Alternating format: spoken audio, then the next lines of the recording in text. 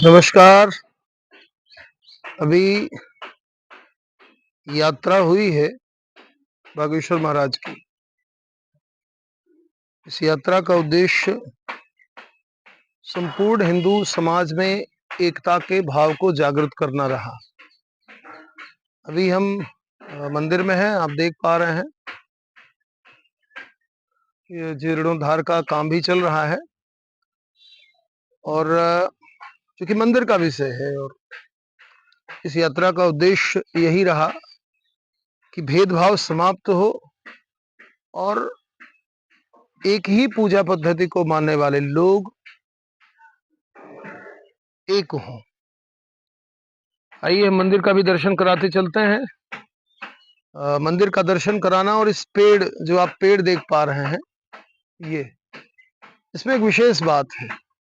अभी इसकी चर्चा मैं करूंगा।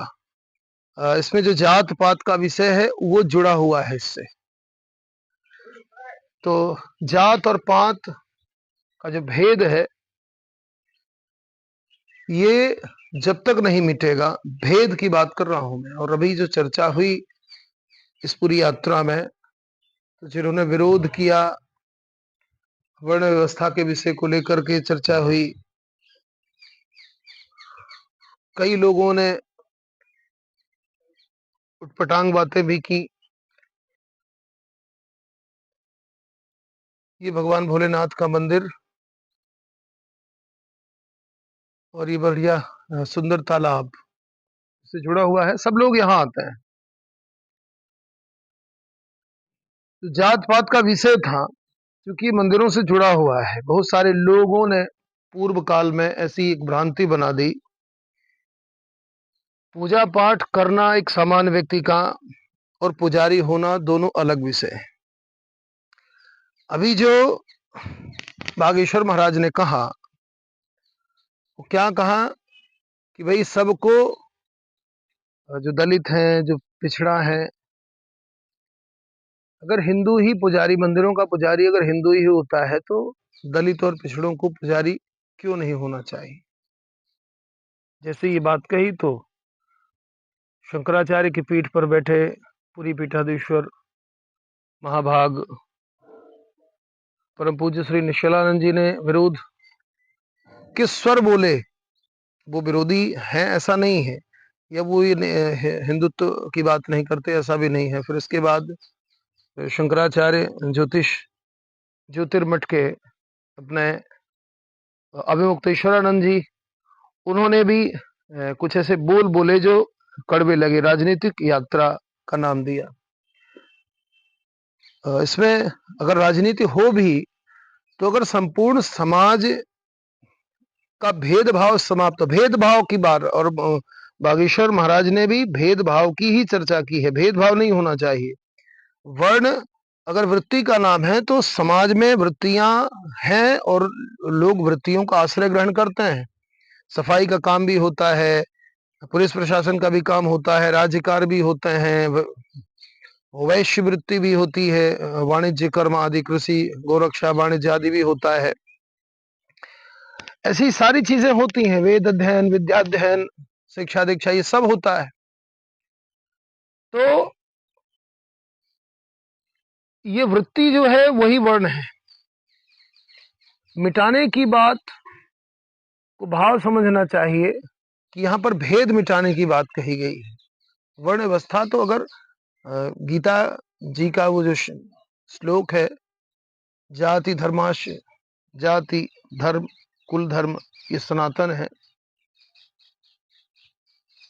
तो सनातन, सना का मतलब होता है श्वास।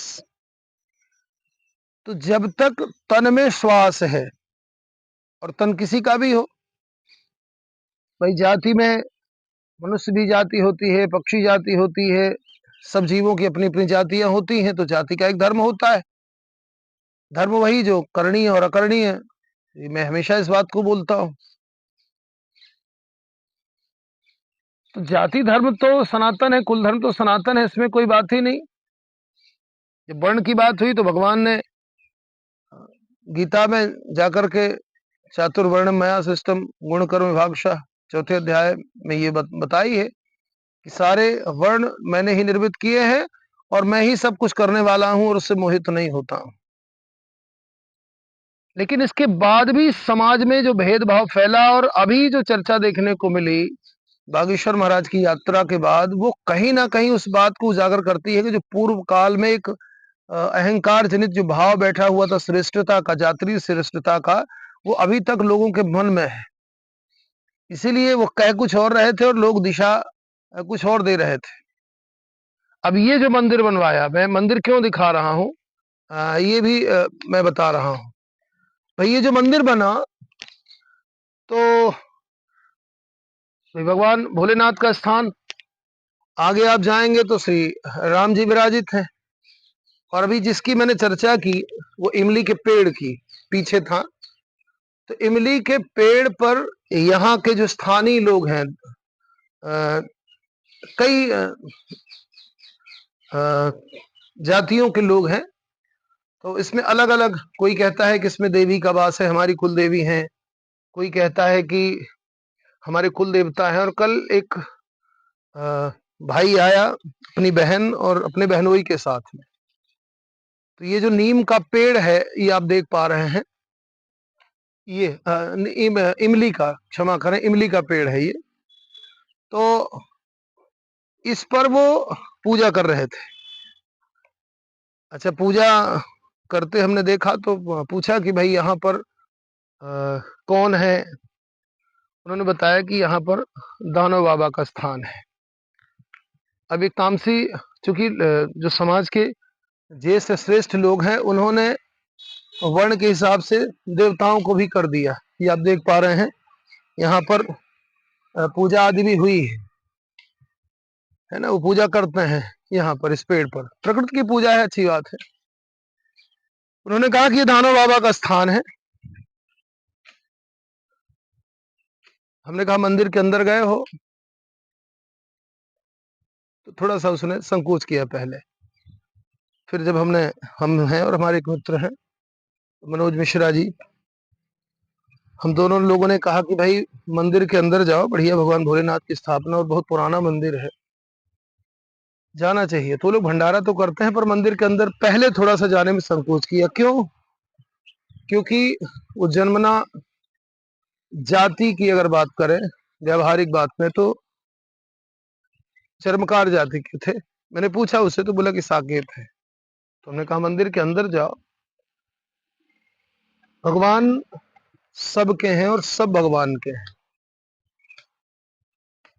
पूजा करनी चाहिए, मन में भाव है। गई उसकी बहन और बहनोई दोनों लोग गए, बढ़िया बेलपत्र आदि लिया था, स्नान आदि करवाया।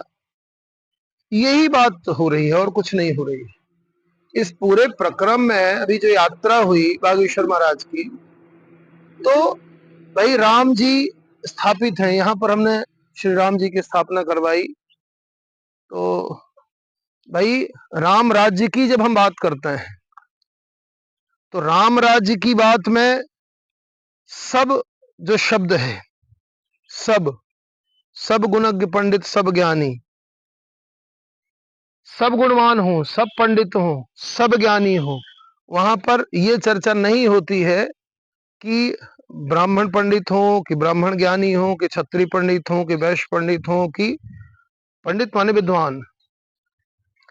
तो जब राम राज्य का विषय आता है, तो राम राज्य के विषय में संपूर्ण समाज की परिकल्पना होती है। जिन गोस्वामी जी को हम लोग अभी मंदिर के अंदर चल रहे हैं,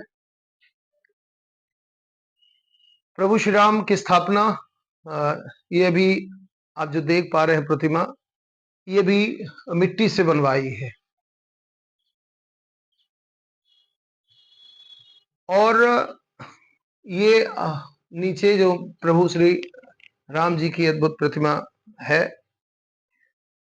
ये अयोध्या से आई है।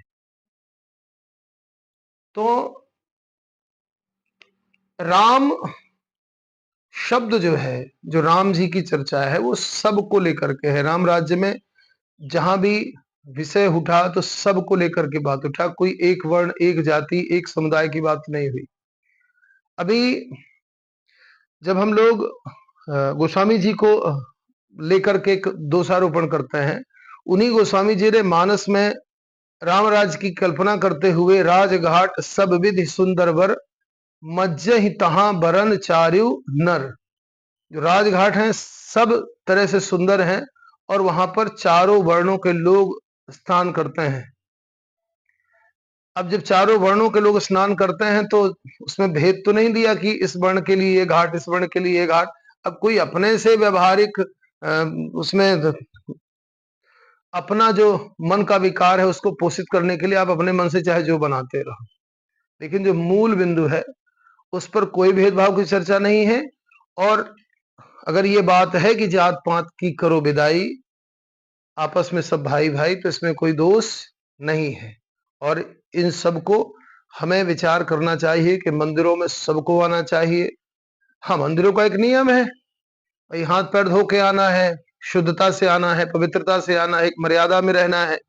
इन सबकी अत्यंत आवश्यकता है। भागवत में, पुराण में सबकी चर्चा है, सबको सुनना है। तो ये समाज का विषय है और इस हम सबको इस बात के लिए आगे आना है। जय श्री राम, जय गौ माता, जय भारत माता।